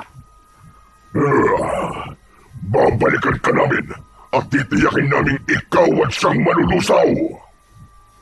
Nagmamadali ng tumalilis ang dalawa at iniwan na ang batang si Jordan. Sa pagsikat ng araw ay ganap nang nagliwanag sa loob ng bahay. Pinagmamasdan ng bata ang bahay na dati puno ng masasayang alaala nila ng kanyang tatay. Malaki na ang ipinagbago nito, marumi na at makalat. Naroon din ang amoy na hindi kaaya-aya. Samantalang nang nakatira pa siya roon, ay nagagawa niyang linisan lagi dahil lumaki siyang tinuruan kung paano panatilihing maayos ang kanilang tirahan. Subalit sa sandaling yon, ay hindi mawari ni Jordan kung anong klaseng tao ang nakatira doon dahil sa nagkalat na dumi. kaya't matinding kalungkutan ang bumalot sa damdamin ng bata. Samantala, pansamantalang nagkubli sina Persida at Alfonso sa isang tagong lugar. Isang lumang bahay na matagal nang pinabayaan. Magkaharap ang dalawa, parehong nasa anyong tao na sila. Galit ang nararamdaman ni Persida habang kaharap si Alfonso, kaya hindi niya napigilang bigyan ang lalaki ng isang malakas na sampal. Oh, ano bang problema mo, Persida? Bakit ka nananakit? Kung saktan din kaya kita. Nagtatanong ka pang walang hiya ka. Hindi ba ang utos ko sa'yo ay patayin ang batang ipinadala ko sa'yo sa gubat? Ganun naman ang ginawa ko Bakit buhay pa siya? Ano bang katangahan ang ginawa mo? Sabihin mo nga ang totoo. Bago pa ako ang pumatay sa'yo, inutil ka. Ipinaanod ko siya sa ilog para doon ay malunod na rin siya. Ang laki mo palang hangal Hindi mo tiniyak na patay na siya bago mo pinaanod sa ilog. Isang malaking pagkakamali ang ginawa mong hunghang ka. Tignan mo ngayon. Bukod sa buhay pa siya, may kakaibang lakas ang batang yon. Kaya anong mangyayari sa atin ngayon? Nasa pangalib tayo at siya ang magiging hadlang sa ating mga plano. Masyado kang natatakot sa kanya. Isa lamang siyang bata. Hindi na siya pangkaraniwang bata ngayon. Nakita mo bang ginawa niya sa'yo kanina? Paano mo sasabihin bata lamang siya? Dahil sa ginawa mo, lalo lang lumaki ang problema natin. Dahil yon sa kahangalan mo. Biglang sinakal ni Persida si Alfonso dahil sa panggigigil at galit nito. Papatayin mo ko dahil lang sa batang yon? Dahil nakakainit ka ng ulo, hunghang ka. Kakampi mo ko, Persida, at tanging nagmamahal sa'yo kapag pinatay mo ko. Mag-isa ka na lang, kaya sa halip na magalit ka at pagtangka ang patayin ako, ba't hindi na lang natin pag-isipan kung paano matatalo ang batang si Jordan? Napaisip si Persida sa sinabi ni Alfonso. May katwiran ito. Sa halip na magalit siya at silang dalawa ang magpatayan, mas mainam kung mag-isip sila ng paraan para tapusin ang batang hadlang sa kanilang mga plano. Ikaw ang siyang mag-isip ng paraan, Alfonso, para makabawi ka sa kapalpakang ginawa mo. Sige, akong bahala, Persida. Tiyakin mo lang na hindi ka napapalpak ngayon. Dahil kapag pumalpak ka ulit, ay tuluyan nang mawawalan ako ng tiwala sa'yo. Kahit ikaw pa ang lalaki nagpapasaya sa akin. Alam mo na ang pwedeng mangyari sa'yo. Mas mahalaga pa rin sa akin ang pagsunod at ikatutuwa ng ating Panginoon kaysa kasiyahang binibigay mo sa akin. Nagkakaintindihan ba tayo, Alfonso? Hindi na umimik pa si Alfonso, pero nakatatak na sa isipan niya ang ibig sabihin ni Persida. Kaya dapat lamang na makaisip siya ng paraan at hindi niya dapat biguin ang babaeng kaharap niya. Samantala, sa ibang dako naman, nagising si Tikboy na wala sa kanilang bahay si Jordan. Nagtaka ang bata pero naisip niya na marahil ay pumunta ito sa dating bahay dahil ang nais nga ng bata ay mabawi ang dating tirahan sa babaeng naging asawa ni Donato. Kaya't nagtungo na lamang doon si Tikboy upang alamin kung naroon nga si Jordan. At tama nga ang kanyang hinala. Inabutan niya nga roon ang kanyang kaibigan na abalang naglilinis. Hindi kasi kinaya ni Jordan ang matinding kalat na nakikita niya sa loob ng bahay, kaya nagkusa siyang linisan ito. Lalo na't iniwan na ito ni na Persida at Alfonso sapagkat natakot na sa kanya. Sabi ko na nga ba't nandito ka lang, Pards Uy, ikaw pala, Tikboy. Pasensya ka na. Hindi ako nakapagpaalam sa'yo. Kasi ang sarap-sarap ng tulog mo nang umalis ako kanina Ayos lang yun. Pero teka, akala ko nandito yung dalawa. Sina Aling Persida at yung lalaki niya. Umalis na sila. At malamang, hindi na sila babalik pa. Talaga? Nagawa mo silang paalisin? Natakot sila sa'yo? Oo, kaya nabawi ko na ang bahay namin ni tatay. Hindi ko talaga hayaang sirain nila ang bahay na to at angkinin. Saka tignan mo, binaboy pa nila ang daming kalat. Parang hindi tao ang nakatira. Mukhang tama ka doon, Jordan. Baka nga hindi tao sina Aling Persida. Kasi nga ang totoo, pinagdududahan na sila eh. Yun nga lang, wala pang katibayan na masasama sila. Na sila ang mga aswang. Tikboy, kung sabihin ko sa yung totoong sinabi mo, na aswang nga sila, maniniwala ka ba? Pwede naman. Kaya lang kung talagang aswang sila, paano mo silang napaalis? Ibig ba't sabihin may panlaban ka sa mga aswang na kagaya nila? Napangiti na lamang si Jordan. Hindi pa oras para sabihin niya sa kanyang kaibigan ang totoo.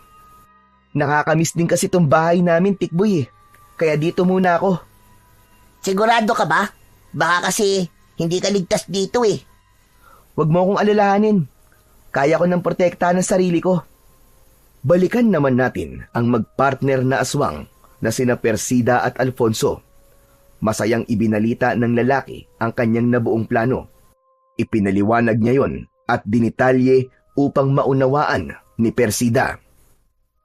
Kahit na ano pang plano mo, Alfonso, isa lang ang nais kong mangyari.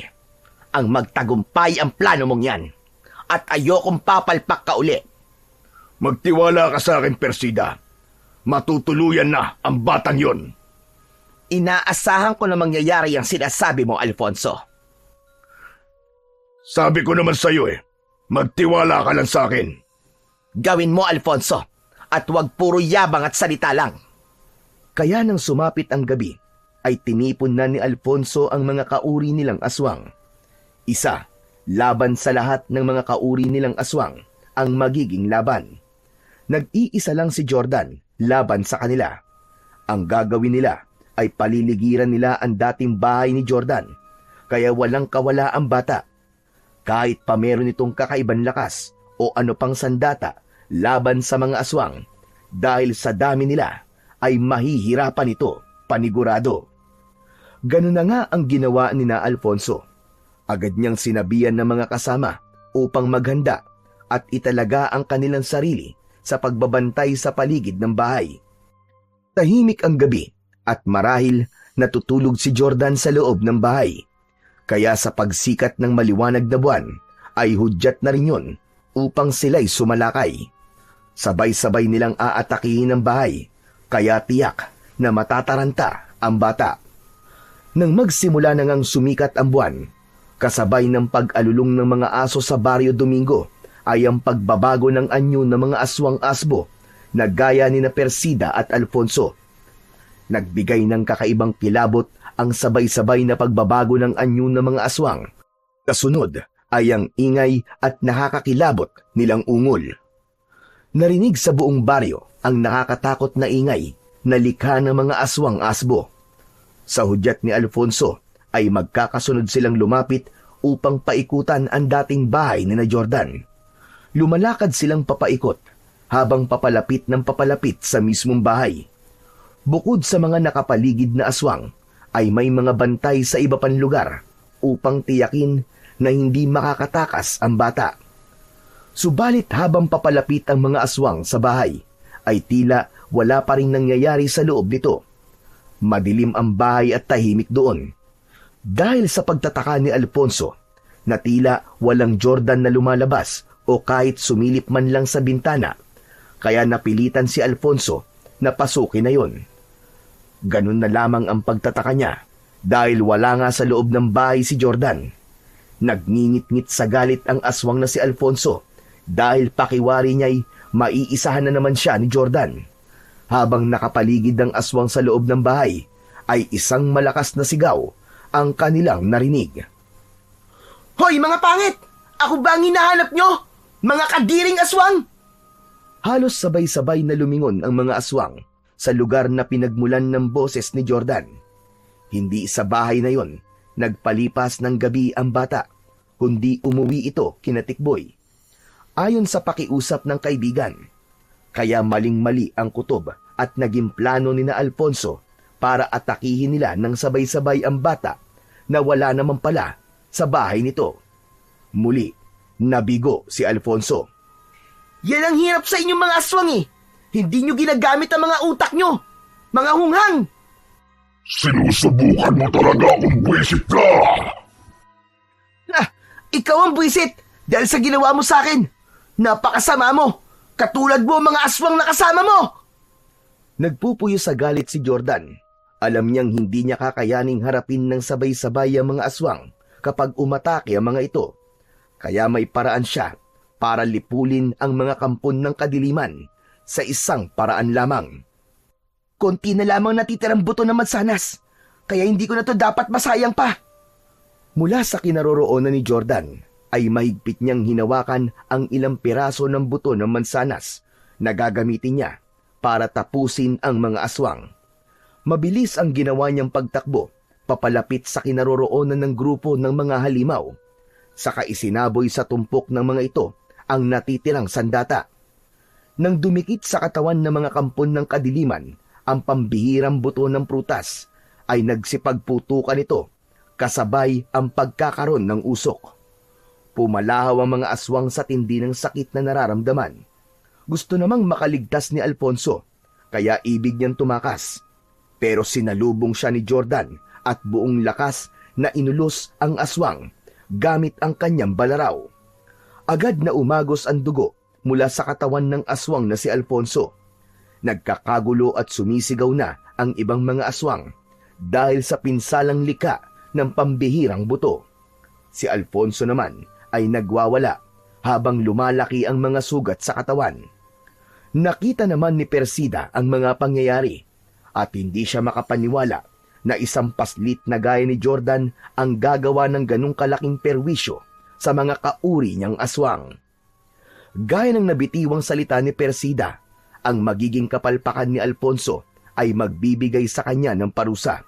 Subalit, hindi na maparusahan ni Persida si Alfonso dahil agad na binalingan ni Jordan ang babaeng aswang. Hindi rin siya papayag pang magpatuloy ang pag-aasik nito ng kasamaan, kaya hawak ang balaraw na hinugot mula sa katawan ni Alfonso ay buong bilis niyang inatake si Persida. Sa gawing leeg niya itinusok ang balaraw, kaya naman pumulandit pa ang dugo ng babaeng aswang. Dahil may natitira pang buto ng mansanas, ay hindi na niya sinayang pa ang pagkakataon na yon para ganap ng tapusin ang babaeng naging dahilan ng kamatayan ng kanyang ama. Habang sumisirit ang dugo sa leeg ni Persida, ay nakabuka ang bibig nito. Kaya doon isinubo ni Jordan ang nalalabing huling buto ng mansanas. Pagkatapos na mailagay ng bata ang buto sa bibig ni Persida, ay umusok ang bibig nito. Tila gumalaw at lumulobo ang ulo ng babaeng aswang. Saglit pa ay bigla yung sumabog na parang isang granada. Sumabog at nagkalat ang bahagi ng ulot katawan ng aswang. Tuluyan nang natapos ang kasamaan ni na Persida at Alfonso. Nabigyan na rin ng hustisya ang naging masaklap na kapalaran ng kanyang ama. Nabawi na rin ni Jordan ng tuluyan ang bahay na galing pa sa kanyang mga magulang. Pagkatapos ng mga pangyayaring yon, ay nagbalik na sa gubat si Jordan para magpasalamat kina Lola Munina at Enteng. Hinikayat pa ni Jordan na bumaba na lang ng kapatagan ng dalawa at doon sa kanilang bahay tumira. Kaya lang, hindi pumayag si Lola Munina. Dahil nga sa lugar na yon, natagpuan niya ang katiwasayan at kapayapaan sa kanilang buhay. Subalit may pangako ang matandang babae kay Jordan na anumang oras kapag may taong aapi at gagawa sa kanya ng masama, maaari siyang bumalik at hindi siya magdadamot ng tulong. Sa pamamagitan ni Jordan ay muling naibalik ang kapayapaan sa Barrio Domingo. Hindi man madali ang kanyang naging karanasan at pinagdaanan, siya naman ang naging mapalad dahil naging daan siya para sa kaligtasan at katahimikan ng taga-Barrio Domingo. May pagkakataon na ang hindi magandang nangyayari sa buhay natin ay siya palang paraan upang makita natin ang ating halaga at pakinabang. Ang maging instrumento para sa katiwasayan ng buhay at pamumuhay ng ating kapwa-tao.